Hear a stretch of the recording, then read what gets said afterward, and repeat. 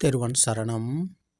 அதிகௌரவத்துக்குரிய எங்களுடைய கல்யாண மித்ர குருநாதர் புத்தோத்பாதோ ஆரியன் வான்சவின் பாத நமஸ்காரம். இப்போ நாங்கள் பார்ப்போம்,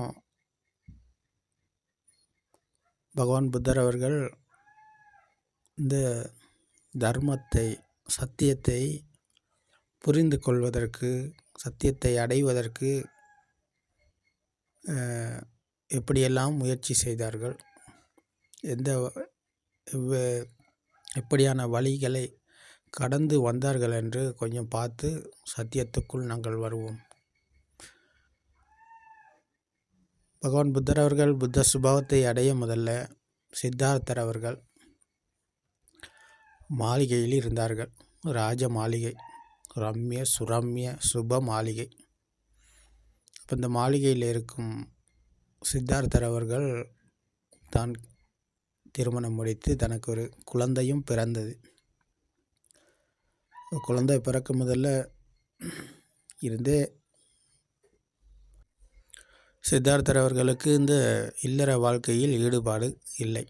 மாளிகையில் இருந்து கொண்டு சுகபோகங்களை அனுபவித்து இதில் வேலை இல்லை, இதில் திருப்தி இல்லை அப்படின்ற நிலையில் தான் இருந்தார். அப்படி இருக்கும்போது வெளியில் ஒரு நாள் செல்லும்போது அங்கே வயோதிபம் சென்றவரை காண்கிறார், வயசு போனவர். அதே போல் நோய்வாய்ப்பட்டவர்கள், அதே போல் சடலம், இறந்து போன சடலத்தை காண்கிறார். அதே போல் இன்னும் துறவிகளையும் காண்கிறார். அப்போ எல்லாத்தையும் கேட்குறார், இவங்க எல்லாம் என்னது, என்ன நடந்திருக்கு, யார் இவங்க அப்படின்ற கேள்வியை கேட்கிறார் தன்னுடைய துணையாளரிடம். அப்போது சடலத்தை, இது வயசு போனவர், இது நோய்வாய்ப்பட்டவர், இது சடலம், இறந்து போனவர். அப்போது வயசு போனவரை பார்த்து, நான் இப்போ இவர் வயசு போகிறான்னு சொன்னால் எல்லாத்துக்கும் வயசு போகுமா, எனக்கும் வயசு போகுமா அப்படின்னு கேட்குறாரு. அப்போ நோய்வாய்ப்பட்டவரை பார்த்து, ஒரு நோய்வாய்ப்பட்டவர், அப்போ எல்லாத்துக்கும் நோய்வாய்ப்படுமா, எனக்கும் நோய்வாய்ப்படுமா என்று கேட்குறார். இப்போ மரணத்தை அடைஞ்சவரை, சடலத்தை பார்த்து இவர் மரணித்து விட்டார் என்றால் அப்போது எல்லாரும் மரணிப்பார்களா, அப்போ நானும் மரணிப்பேனா அப்படின்னு கேட்குறார். அப்போ எல்லாத்துக்கும் ஆமான்னு சொல்கிறார் அவர். பிறகு துறவியை பார்த்து, இவர் யாருன்னு கேட்டால் இவர் துறவி, இவர் சத்தியத்தை தேடுபவர் என்று சொல்கிறார். அப்போது சித்தார்த்தர் அவர்களுக்கு ஒரு எண்ணம் தோன்றுகிறது, நானும் சத்தியத்தை தேடணும் அப்படின்ற ஒரு எண்ணம் உருவானது. அப்போது இதை சத்தியத்தை தேடணும் அப்படின்ற நோக்கத்தில்தான் சித்தார்த்தர் அவர்கள் இருந்தார்கள். அப்போ இல்லற வாழ்க்கையில் அவருக்கு ஈடுபாடு இருக்கலை, அதில் திருப்தி இருக்கலை, மகிழ்ச்சி இருக்கலை. எப்படியாவது நான் இந்த சத்தியத்தை தேடணும், கண்டுபிடிக்கணும் என்ற ஆவலோடு தான் இருந்தார். அப்போது ஒரு நாள் இந்த குழந்தை கிடைத்ததன் பிறகு அங்கிருந்து புறப்படுறார். இரவு நேரத்தில் யாருக்கும் தெரியாமல் மாளிகையை விட்டு வெளியேறி காட்டுக்கு போகிறார். காட்டில் போய்ட்டு பல குருமார்களை சந்திக்கிறார். ஆளார காலாம உத்தக்கராம புத்திர பர்சக தௌச என்ற இந்த குருமார்கள் அனைவரிடத்திலும் பயிற்சிகளை மேற்கொள்கிறார். அப்போ இவர்கள் எல்லாமே இந்த சத்தியத்தை தேடிக்கொண்டிருந்தவர்கள். சத்தியம் என்ன, யதார்த்தம் என்ன என்று தேடிக்கொண்டிருந்தவர்கள் தான் இவர்கள் எல்லாமே. இப்போ இவர்களிடத்தில் பயிற்சி மேற்கொண்ட சித்தார்த்தர் அவர்கள், சித்தார்த்த தாபசர் அவர்கள் இந்த மெடிடேஷனை தான் செய்தார். அவர்கள் எல்லாமே இந்த மெடிடேஷனை தான் செய்து கொண்டு இருந்தாங்க. சமத்த தியானத்தை தான் மேற்கொண்டு செய்து கொண்டு இருந்தாங்க. மனதை ஒரு நிலைப்படுத்தி கொண்டு அதில் பரவச நிலையில் மூழ்கியிருப்பது. முதலாம் நிலை, 2ஆம் நிலை, 3ஆம் நிலை, 4ஆம் நிலை என்ற இந்த நிலைகளில் தான் இருந்தார்கள். இப்போது இந்த நிலைகள் எல்லாமே சித்தார்த்தர் அவர்கள் இந்த தியானத்தில் மேற்கொண்டு கையாண்டு பார்த்தார்.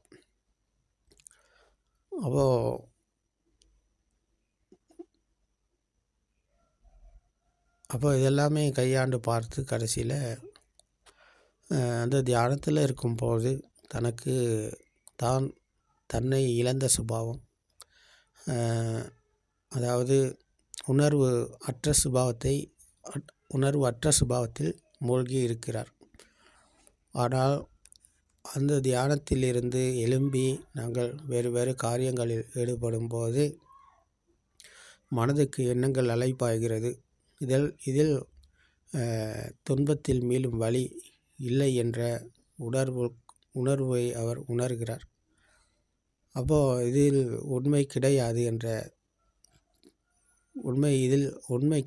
இது சத்தியம் அல்ல என்று புரிந்து கொள்ளுகிறார்.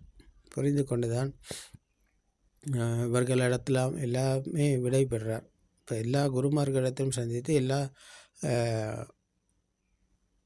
அந்த குருமார்கள் சொல்லி கொடுத்தது எல்லாத்தையும் சரியாகவே கடைபிடித்து எல்லாத்தையும் செய்தார். அப்போ சிறந்த பெறுபேறுகளையும் அவர்களிடத்திலிருந்து பெற்றுக்கொண்டார்.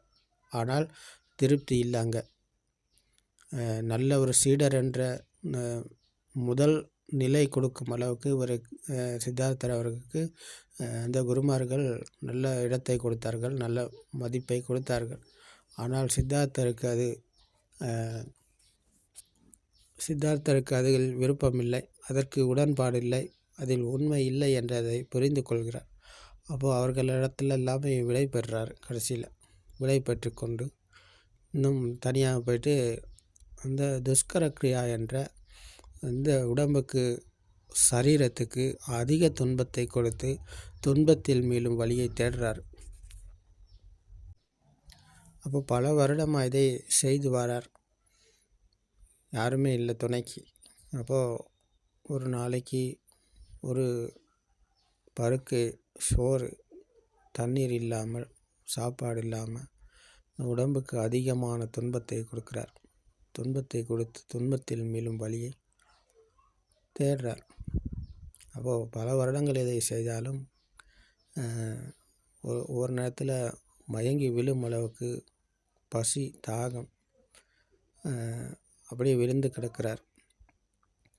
அப்போ இந்த மாதிரி நிலைகளில் எல்லாத்தையும் கடந்து கடைசியில் இதிலும் துன்பத்தில் மீள முடியாது என்ற துன்பத்தில் மீளும் வழி இல்லை என்றதை புரிந்து கொள்கிறார்.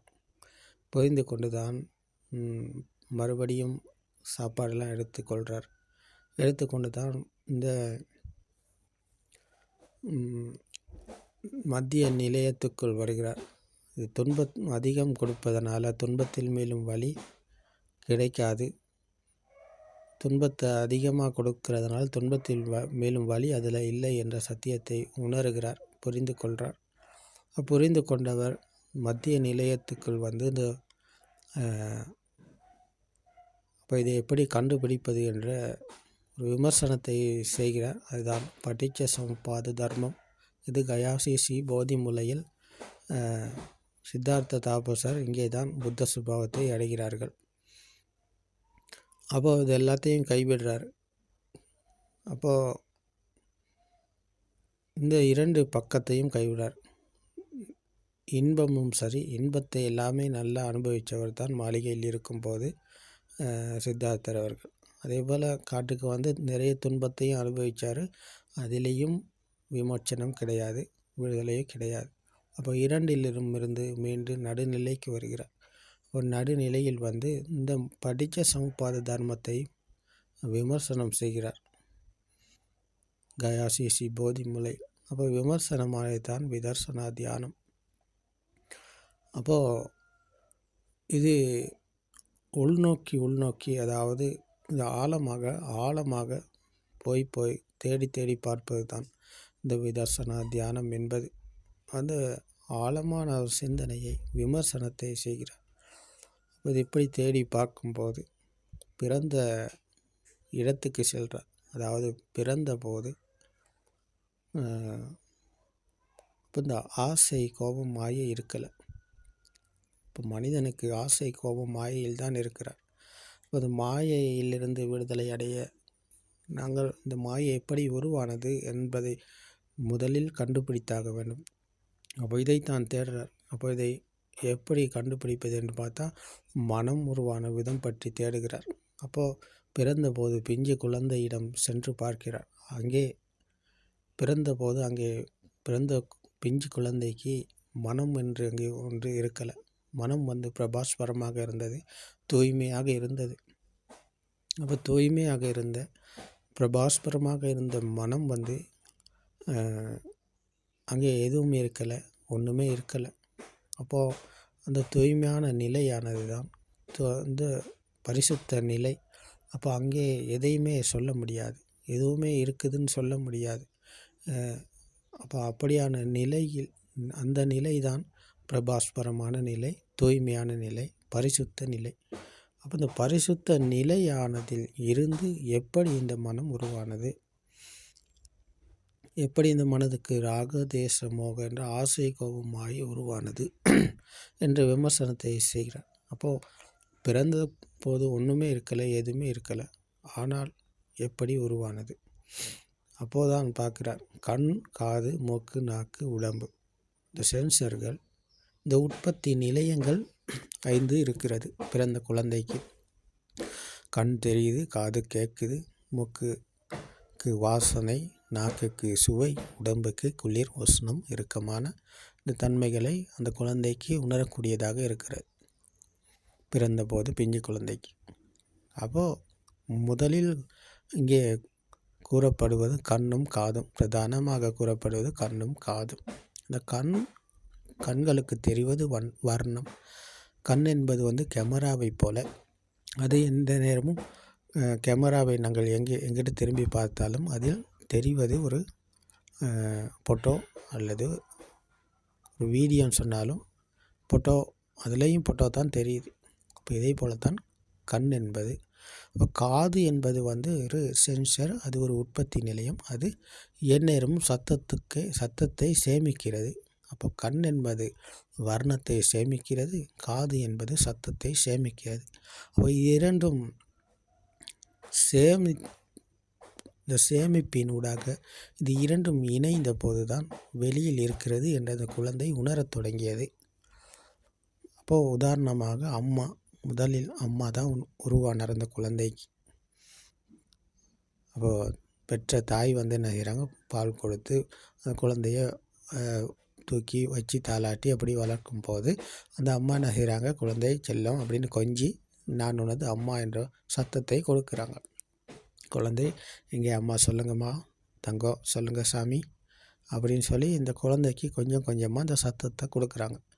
அப்போது இந்த குழந்தைக்கு கண்களுக்கு தெரிந்தது வர்ணம் அல்லது வடிவம், ஆனால் காதுக்கு கேட்டது சத்தம், அம்மா அம்மா என்ற சத்தம். அந்த அம்மா என்ற சத்தமும் வர்ணமும் இணைந்தது தான் இங்கே மனம் உருவானது, ஆன்மா உருவானது. அதற்கு முதல்ல குழந்தை அங்கே பிறக்கலை, குழந்தை என்று அங்கே ஒன்று இருக்கலை. அப்போது இந்த குழந்தை இப்படித்தான் பிறந்தது, ஆன்மா என்ற துஷ்டியில், மனம் உருவான விதத்தில். அப்போ இந்த இரண்டும் இணைந்த போது அங்கே உருவான உணர்வு தான் ஆன்மா, அதுதான் மனம் உருவான விதம். அப்போது இந்த குழந்தை பிறந்தது மனதில், ஆன்மா என்ற துஷ்டியில் தான் குழந்தை பிறந்தது. அப்போ இந்த குழந்தை இன்னும் கொஞ்சம் கொஞ்சம் மேலே வரும்போது, பெரிய ஆளாக வரும்போது பந்து, இது போன் அப்படின்னு சொல்லி, இது கிளுகிளுப்பு, இது பொம்மை அப்படின்னு சொல்லி ஒவ்வொன்றையும் காட்டி, கண்களுக்கு வர்ணத்தை காட்டி, காதுகளுக்கு சத்தத்தை இணைத்த போது, அது இரண்டும் இணைந்த போது இருக்கிறது என்று அந்த குழந்தை பிடித்து கொள்ளுகிறது. அந்த பிடிப்பில் தான் அப்போது குழந்தை வளரத் தொடங்கியது. அப்போது இந்த வர்ணமும் சத்தமும் பிரதானமாக கண்ணும் காதும் இணைந்த போது, வர்ணமும் சத்தமும் இணைந்த போது வெளியில் இருக்கிறது என்று அந்த குழந்தை உணரத் தொடங்கியது, அதை பிடித்து கொண்டது. அப்போ உணரத் தொடங்கியதை பிடித்து கொண்டது, உணர்வுக்குள் வாழத் தொடங்கியது. பெரியாள் ஆகும்போது, இன்னும் கொஞ்சம் கொஞ்சம் பெரியாள் ஆகும்போது மொண்டிசோரிக்கு அனுப்புகிறாங்க. மொண்டிசோரிக்கு அனுப்பும்போது அந்த குழந்தைக்கு இது மாம்பழம், இது வாழைப்பழம், இது தோடம்பழம், இது அன்னாசிப்பழம், இது ஆனா, இது ஆவண்ணா, இது ஈனா, இது ஈயண்ணா அப்படின்னு வர்ணத்தையும் சத்தத்தையும் இணைக்கிறாங்க. அப்போது அந்த இரண்டும் இணைந்தது தான் மாம்பழம். மாம்பழம் என்பது வந்து இந்த மொடிசர் டீச்சர் வர்ணத்தையும் சத்தத்தையும் இணைத்ததை வெளியில் இருக்கிறதுன்னு சொல்லி காட்டுறாங்க. அப்போ காட்டின போது அப்போ குழந்தை பிடித்து கொண்டது. வர்ணமும் சத்தமும் இணைந்த போது அது வெளியில் இருக்கிறது, இது மாம்பழம் என்ற உணர்வுக்குள் அதை பிடித்து கொண்டு உருவானது. அது வெளியில் இருக்கிறது என்று பிடித்து கொண்டது. உணர்வுக்குள் உருவானதை வெளியில் இருக்கிறது என்று பிடித்து கொண்டது. இந்த பிடிப்பு தான் ஆத்ம துஷ்டி. இதான் மனம் உருவான விதம். இதான் சக்காய துஷ்டி. வெளியில் இருக்கிறது என்று எடுத்துக்கொண்ட துஷ்டி தான் சக்காய துஷ்டி. அப்போ இந்த சக்காய துஷ்டியில் தான் இந்த மனிதர்கள் இன்றைக்கு உலகம் உண்மை என நம்பி வாழ்ந்து கொண்டிருக்கிறாங்க. எல்லா மனிதர்களும் என்று பார்க்கும்போது அனைத்து உயிரினமும் இப்படித்தான் வாழ்ந்து கொண்டிருக்கிறது. வெளியில் எல்லாமே இருக்கிறது என்ற உணர்வில் உருவாகி அது இருக்கிறது என்று எடுத்து பிடித்து கொண்டு இருக்கிறது. மனிதர்களும் இந்த துஷ்டியில் தான் இருக்கிறார்கள். இப்போ மிருகத்துக்கும் மனிதனுக்கும் வேறுபாடு கிடையாது. எல்லாமே ஒரே நிலையில் தான் இருக்கிறாங்க. உலகம் உண்மை என நம்பிக்கொண்டு இருக்கிறாங்க. அப்போ இங்கே மனிதனாக பிறந்த மனிதனுக்கு ஒரு விடயம் இருக்கிறது. என்னென்னா, அதுதான் ஆச்சரியமிக்க அற்புதமான விடயம். இந்த சத்தியத்தை புரிந்து கொள்ள முடியும் மனிதனால் மட்டும்தான். மனிதனுக்கு மட்டும்தான் இந்த சத்தியத்தை புரிந்து கொள்ள முடியும். வேறு எந்த உயிரினத்துக்கும் இதை புரிந்து கொள்ள முடியாது. அப்போ அதனால்தான் மனித பிறவி என்பது மகத்துவமிக்கது என்று பகவான் புத்தர் அவர்கள் கூறினார்கள். அப்போது இந்த கண்ணும் காதும் வர்ணமும் சத்தமும் இணைந்ததனால் உருவான உணர்வில் தான் குழந்தை பிறந்தது. அப்போ பிறந்த குழந்தை உணர்வில் உருவாகி உணர்வில் பிறந்து எண்ணங்களில் வாழத் தொடங்கியது. அம்மா, அப்பா, வீடு, வாசல், சூரியன், சந்திரன், போல், பெட், ஆனா, ஆவண்ணா, ஆப்பிள், மாம்பழம், அன்னாசிப்பழம் அப்படின்னு அந்த குழந்தை இப்படித்தான் வாழத் தொடங்கியது. எண்ணங்களில் வாழத் தொடங்கியது. அப்போது எண்ணங்களில் வாழத் தொடங்கிய குழந்தை வெளியில் எல்லாமே இருக்கிறது என்ற துஷ்டியில் தான் எல்லாத்தையும் பிடித்து கொண்டது. அப்போது மாம்பழம் என்கிற போது அதற்கு ஒரு ஆசை இருக்கிறது. மாம்பழம் இருந்தால் அதை விரும்புகிறோம். மாம்பழம் அதுவே கெட்டு போயிடுச்சுன்னு சொன்னால் அது கொஞ்சம் வெறுப்பாக இருக்குது. நல்ல மாம்பழமாக இருந்தால் ஆசைப்படுறோம். அதுவே கசப்பாக இருந்தால் அதை சுவையாக இருந்தால் விரும்புகிறோம். சுவை இல்லாட்டி வெறுக்கிறோம். அப்போ இந்த வெறுப்பு என்பது வந்து இங்கே தான் உருவானது. அப்போது இருக்கிறது என்ற துஷ்டியில் தான் இந்த வெறுப்பு உருவானது. அப்படி ஒன்று இல்லாட்டி வெறுப்பு என்பது ஒன்று கிடையாது. அப்போ வெறுப்பு என்பது வந்து வெளியில் இருக்கிறது என்று எடுத்துக்கொண்ட துஷ்டியினால் வந்தது தான். துஷ்டியினால் வந்தது தான் வெறுப்பு. அப்போது உலகத்தில் மனிதர்கள் வாழ்வது இந்த வெறுப்பில். ஒன்று இருக்கிறது என்றால் அதை நாங்கள் விரும்புகிறோம், அப்படி இல்லாட்டி வெறுக்கிறோம். இப்போ இந்த இரண்டிலும் தான் மனிதன் வாழ்ந்து கொண்டிருக்கிறார். இப்போ இந்த வெறுப்பு என்பது தான் துன்பம். பகவான் புத்தர் அவர்கள் கூறுகிறார்கள், வெறுப்பு தான் துன்பம். இல்லாத ஒன்றை இருக்கிறது என்று எடுத்து பிடித்து கொண்டு அதை விரும்புகிறோம், அப்படி இல்லாட்டி வெறுக்கிறோம். அப்போது நாங்கள் இருப்பது துன்பத்தில். இதுதான் துன்பம் என்று பகவான் புத்தர் அவர்கள் கூறினார். இந்த துஷ்டியில் இருக்கும் மனிதர்கள் அத்தனை பேரும் இருப்பது துன்பத்தில். துன்பத்தில் இருக்கும் நாங்கள் உண்மை என்ன அப்படின்னு தெரியாமல் மாயைக்குள்ளே தான் இருக்கிறோம். மனதின் மாயையில் இருக்கும் நாங்கள் போவது துன்பத்துக்கே. உண்மை தெரியாத வரைக்கும் நாங்கள் இருப்பது துன்பத்தில், பொய்யில் இருக்கிறோம். இப்போ பொய்யில் இருக்கும் நாங்கள் மறுபடியும் பொய்யே செய்து பொய்யையே உண்மை நம்பி அந்த பொய்க்கே போய் சேரணும். அப்போ துன்பம் தான், எந்த நாளும் துன்பம் தான். யாருமே இங்கே இன்பத்தை அனுபவித்தவர்கள் கிடையாது. இன்பம் அப்படின்னா என்னென்னு தெரியாதவர்கள் இந்த உலகத்தில் இருப்பவர்கள் அனைவரும். இன்பம் என்னென்னு தெரியாதவர்கள் இந்த உற்பத்தி நிலையங்களை போஷணை செய்வதுதான் இன்பம் என்று நினைத்து கொண்டிருக்கிறார்கள். நல்லது கிடைச்சா இன்பம், இனிமையானது கிடைச்சா இன்பம், நல்ல வாசனை இருந்தால் நல்ல மகிழ்ச்சி, நல்ல சுவை இருந்தால் மகிழ்ச்சி, நல்ல வர்ணம் நல்ல வடிவத்தை கண்டால் மகிழ்ச்சி சந்தோஷம், நல்ல இசையை கேட்டால் மகிழ்ச்சி சந்தோஷம். அதுவே நல்லது இல்லது கெட்டதாக இருந்தால் அதில் துன்பம். அப்போ இது இரண்டும் இணைந்ததை தான் நாங்கள் பரிமாறிக்கொண்டு இருக்கிறோம். இதில் தான் வாழ்ந்து கொண்டிருக்கிறோம். அப்போ இங்கே உண்மையான இன்பம் என்ற ஒன்று கிடையாது. மனிதர்கள் இந்த குழந்தை தன்மையாக தான் இன்றைக்கு வாழ்கிறாங்க எல்லாமே. குழந்தை தன்மையான்னு என்னென்னா, எதுக்கு எடுத்தாலும் எப்போ எங்கே பார்த்தாலும் டக்குன்னு ஒரு திடீர் அவசர முடிவுகளை எடுக்கும் மனிதர்கள் குழந்தை தன்மையானவர்கள். இப்போ இவர்களுக்கு இந்த சத்தியத்தை புரிந்து கொள்வது என்பது கஷ்டமான காரியம். இதை நாலேஜுக்கு அகப்படாது. இது புத்திக்குத்தான் அகப்படும். இது விஸ்டமுக்குத்தான் அகப்படும். அப்போது நாங்கள் இதை ஒரு உற்சாகத்தோடும், அதாவது இந்த சத்தியத்தை காணணுமா இருந்தால், நாங்கள் இதை கையாளணுமா இருந்தால், இதை உணரக்கூடியதாக இருக்கணுமா இருந்தால், நாங்கள் உற்சாகத்தோடும் இதை உணர்வுபூர்வமாக நாங்கள் இதை அர்ப்பணிப்போடும், எங்களை அர்ப்பணிப்போடும், ஒரு முயற்சியோடும், விடாமுயற்சியோடும் இதை கையாளணும், இதை தேடணும். அந்த குழந்தைத்தன்மையான மனிதர்களுக்கு அதை பிடிக்க முடியாது, கஷ்டம். இப்போ அதெல்லாம் விட்டுட்டு தான் இந்த பகவான் புத்தர் அவர்கள், இந்த சித்தார்த்தர் அவர்கள் இந்த சத்தியத்தை காண முடிவெடுக்கிறார். என்னென்னா, சத்தியத்தை நான் தேடணும், சத்தியத்தை கண்டுபிடிக்கணும் அப்படின்ட்டு மாளிகையை விட்டு வெளியேறாரு. அவருக்கு இல்லாதது எதுவுமே கிடையாது, எல்லாமே இருந்தது. என்ன தேவைப்பட்டதோ அது எல்லாமே இருந்தது மாளிகையில். அதெல்லாத்தையும் விட்டுட்டு தான் சத்தியத்தை நான் தேடணும், சத்தியத்தை கண்டுபிடிக்கணும் அப்படின்ற அந்த தேடல், அந்த அந்த ஆர்வமும் முயற்சியும், அந்த ஆர்வத்தோட முயற்சியும்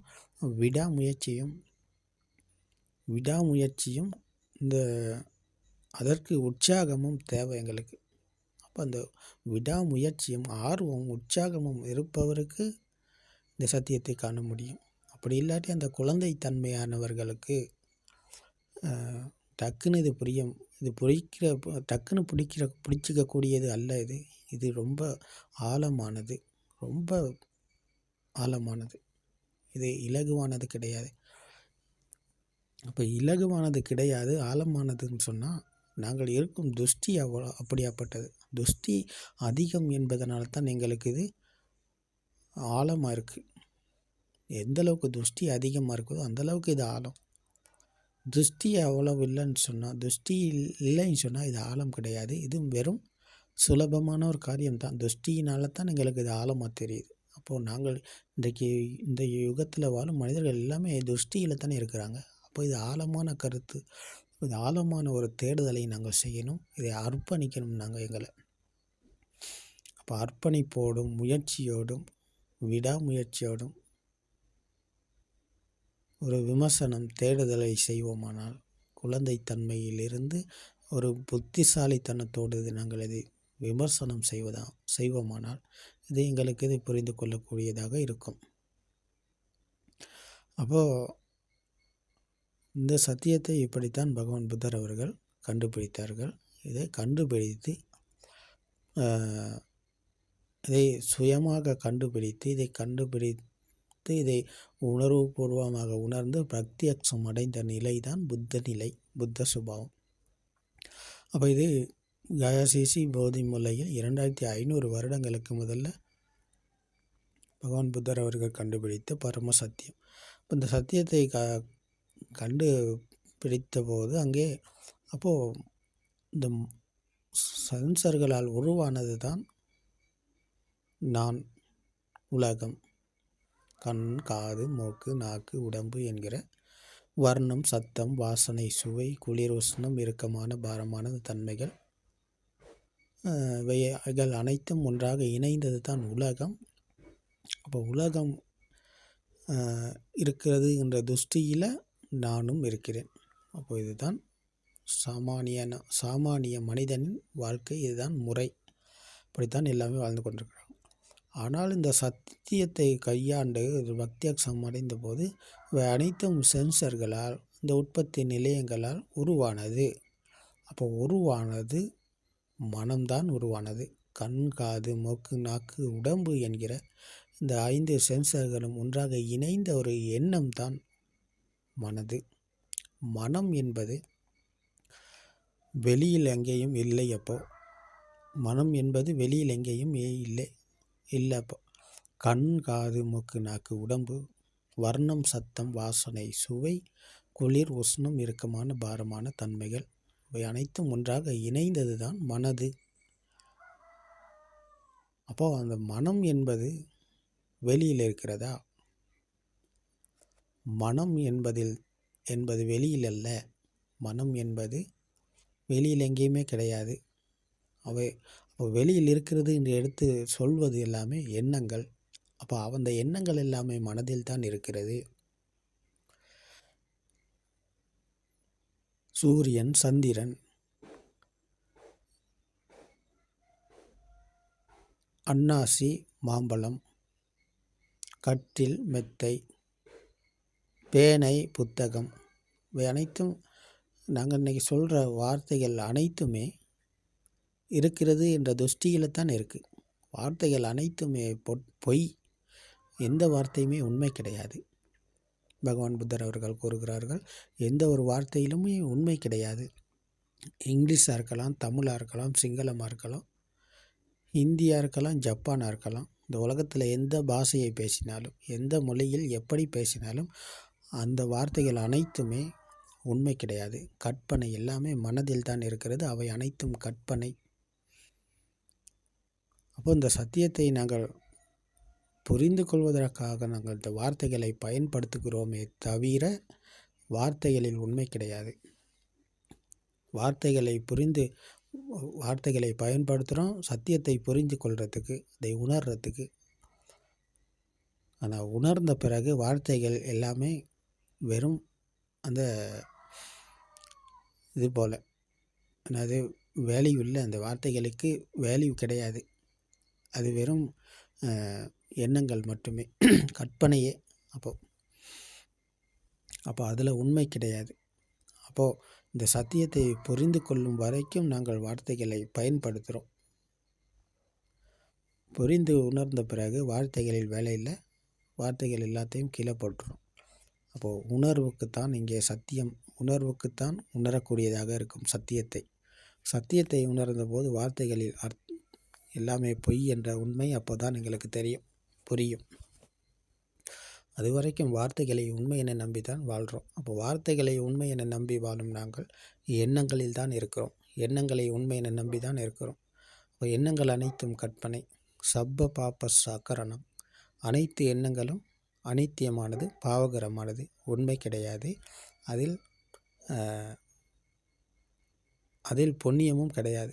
பாவகரமானது என்றால் அதில் புண்ணியமும் இல்லை. அப்போது நாங்கள் என்னதான் புண்ணிய காரியங்கள் இன்றைக்கி நாங்கள் செய்தாலும், தான தர்மங்களை கொடுத்தாலும், எவ்வளோ பெரிய புண்ணியத்தை செய்தாலும் அது புண்ணியம் கிடையாது. ஏன்னா அவை அனைத்தும் எண்ணங்கள். சப்ப பாப்பா சாக்கரணம். அனைத்து எண்ணங்களும் பாவகரமானது. அசோக அதிராஜ்ய மகாராஜா என்ன செஞ்சார்? 84,000 வேறு விகாரைகளை அமைத்தார் இந்த புத்த சாசனத்துக்காக. அப்போ அவர் எங்கே போனார்னு பார்த்தா, இறந்ததன் பிறகு அவர் போனது துன்பத்துக்கே போனார். அவருக்கு இன்பம் கிடைக்கல. நரகத்துக்கு தான் அவர் போனார். காரணம் என்னென்னா, அவர் எண்ணங்களில் வாழ்ந்தார். எண்ணங்களை உண்மை என நம்பி வாழ்ந்தார். அவர் 84,000 வேறு விகாரைகளை அமைத்தாலும் அதில் புண்ணியம் கிடையாது. அப்போது எண்ணங்களிலிருந்து மீள்பவர் தான் உண்மையான புண்ணியவான். சத்தியத்தை உணர்ந்தவர் தான் புண்ணியவான். அவர்தான் மகா முனி என்று பகவான் புத்தர் அவர்கள் கூறினார். மகா முனிவர் இவர்தான். எண்ணங்களிலிருந்து மீண்டவர், மனதிலிருந்து மீண்டவர், துன்பத்திலிருந்து மீண்டவர். அவர்தான் துன்பத்திலிருந்து மீண்டவர். அதுவரைக்கும் யாருக்குமே துன்பத்தில் இருந்து மீளும் வழி கிடையாது. மல்லிகா தேவி அசிதிசி மகா தானத்தை கொடுத்தவர். பெரிய தானம், புத்தருக்கு கொடுத்த பெரிய தானம் இதுதான்.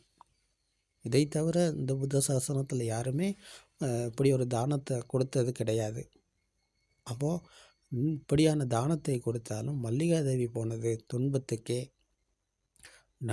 நரகத்துக்குத்தான் அவர் போய் சேர்ந்தார். காரணம் என்ன? அவரும் இருந்தது மனதின் மாயையில். எண்ணங்களை உண்மை என நம்பி வாழ்ந்தார். எண்ணங்களை உண்மை என நம்பி வாழும், மனதுக்கு அடிமையாகி வாழும் அனைவருமே இருப்பது திருஷ்டியில். அவர்கள் போவது துன்பத்துக்கே. அவர்களுக்கு என்றைக்குமே புண்ணியம் என்னன்னு தெரியாது. அப்போது இந்த புத்த சாசனத்தில் புண்ணியம் என்றால் உணர்வு. சப்ப பாப சாகரணம் குசல சௌப்ப சம்பதா. குசல என்பது தான் இந்த உணர்வு. இந்த உணர்வுக்குள் நாங்கள் விழித்துக் கொள்வோமானால் அங்கே தான் உண்மையான புண்ணியம் இருக்கிறது. தான் குசல என்று பகவான் புத்தர் அவர்கள் கூறினார்கள். அப்போ அதுக்குத்தான் நாங்கள் முயற்சி செய்யணும். அதுக்குத்தான் விடாமுயற்சி வேணும். எங்களுக்கு அர்ப்பணிப்பு வேணும். எங்களுக்கு இங்கே தான் இந்த குசல என்ற புண்ணியத்தை அடைய. அந்த புண்ணியத்தை அடைபவர் மகா முனிவராகிறார். அவர்தான் புண்ணியவான் என்று பகவான் புத்தர் அவர்கள் கூறினார்கள். சச்சித்த பரியோதபனம். அந்த குசலைக்கு விழித்து கொண்டவர், சத்தியத்துக்குள் விழித்து கொண்டவர் புண்ணியவான் ஆனவருக்குத்தான் இந்த மனம் என்ற மாயையிலிருந்து விடுதலை அடைய முடியும். அவர்தான் மனதின் மாயையை வெல்பவர். அவர் எண்ணங்களுக்கு அவர் வேல்யூ இல்லை. அவருக்கு எண்ணங்களுக்கு மதிப்பு கொடுக்க மாட்டார். எண்ணங்களில் மீண்டவர் எண்ணங்களுக்கு மதிப்பு கொடுக்க மாட்டார். அதுக்கு வேல்யூ கிடையாது. அப்போ எண்ணங்கள் அவருக்கு அடிமையாகும். இந்த குசல என்கிற உணர்வுக்கு அடிமையாகும். அப்போதான் எண்ணங்கள் குசல என்ற இந்த உணர்வுக்கு அடிமையாகும். அப்போதான் அதுவரைக்கும் எண்ணங்களில் வாழ்பவர் அந்த மனதுக்கு அடிமையாகியிருப்பார். சத்தியத்தை காணாதவர் மனதுக்கு அடிமையாகி எண்ணங்களை உண்மை என நம்பி இருப்பார். அப்போ அவர் இருப்பது துன்பத்தில். ஆனால் இந்த சத்தியத்தை புரிந்து உணர்ந்த போது குசல என்ற இந்த சத்தியத்தை உணர்கிறார். அப்போ உணர்வுக்குள் வந்தவர் மனம் என்ற எண்ணங்களில் இருந்து அவர் விடுதலை அடைகிறார். எண்ணங்களில் இருந்து விடுதலை அடையும் போது அவர் எண்ணங்களுக்கு மீண்டும் அகப்பட மாட்டார். எண்ணங்கள் உண்மை என நம்ப மாட்டார். எண்ணங்களுக்கு அவர் ஏமாற மாட்டார். அவர் ஏமாற்றத்திலிருந்து மீண்டவர், சத்தியத்தை புரிந்து உணர்ந்தவர் இவர்தான். அப்போ